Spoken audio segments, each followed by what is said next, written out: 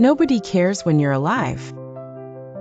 In the bustling heart of New York City, amidst the clattering of subway trains and the mellow hum of busy pedestrians, lived Ella Hamilton. She was a young consultant, climbing her way up the precarious corporate ladder, chasing what she firmly believed were the markers of success, recognition and applause. Day in and day out, she worked late into the night, crafting presentations and spearheading projects, each one aiming to garner a sliver of attention from her peers.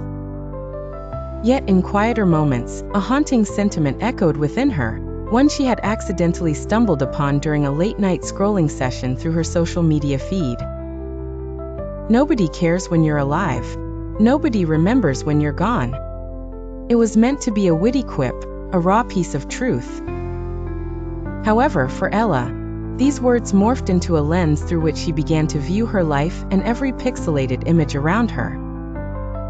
A 2-hour train journey west of Ella lived Jake, a retired firefighter who had hung up his hat and hose 5 years ago. He had spent his years saving others, putting out fires both literal and metaphorical.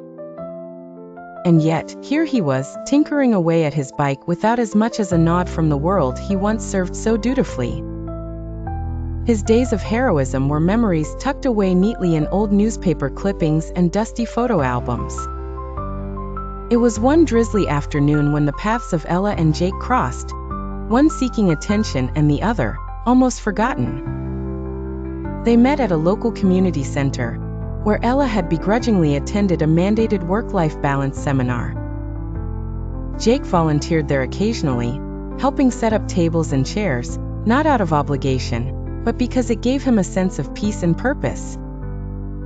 The seminar speaker, an elderly man with a demeanor as gentle as a summer's breeze, stood in front of the mismatched crowd and shared an unconventional truth.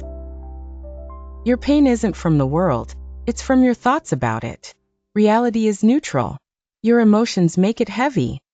His words lingered in the air like the soft aftertaste of a bittersweet wine. Ella found herself pondering these thoughts long after the seminar had ended. She sought out Jake, who quietly sat in the corner, sipping his warm cherry tea with the poise of someone who knew the depth of the marrow of life. With hesitance, she approached him and struck up a conversation about his past, his journey, and his perspective on living a life uncelebrated by the masses. Jake laughed, a deep, hearty laugh that resonated through the empty hall. I used to think my life needed to be recognized, revered. But when you've seen as much life and death as I have, you learn that most people don't care while you're here. And when you're gone, the world moves on in seconds. Ella listened, rapt with attention. So, what do you focus on now? She asked.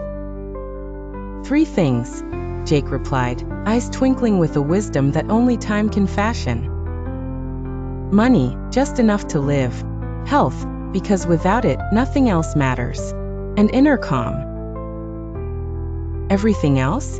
Just background noise in the theater of life. Ella walked away with a sense of enlightenment. Maybe she didn't need applause after all. Perhaps what she desperately needed was peace, not validation. Behind every busy day and every polished presentation was a simpler core: to live for herself and not for the approval of others. In the months that followed, Ella implemented these principles into her life. She worked, she laughed, and more importantly, she sought the peace and balance that didn't come from receiving acknowledgement, but from the quiet assurance of inner fulfillment. A lesson she'd hold dear as life, with its unrelenting forward march, continued its eternal journey.